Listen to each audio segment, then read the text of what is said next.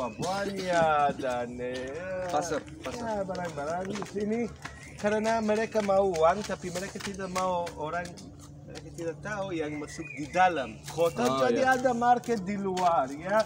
Kalian melewat dari sini ke Damaskus atau dari Damaskus ke Mesir, kalian bisa beli tidak apa-apa, tapi kalian tidak bisa masuk di dalam, oke? Jadi ada market besar di sini. Orang yang melewat Israel, mereka mau sekuritas juga, ya. Dan mereka percaya dalam dewa-dewi, Tuhan yang lain. Mereka bisa kasih kurban kepada Tuhan atau dewa-dewi itu sana.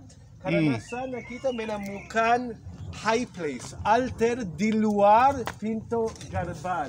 Jadi saya orang pagan yang percaya dalam Baal atau Tammuz atau Dagon, dewa yang lain. Ya, saya melawat, saya kasih kurban dan lanjut, oke? Pada zaman dahulu mereka tidak bisa masuk di dalam, tidak boleh ya, off limit.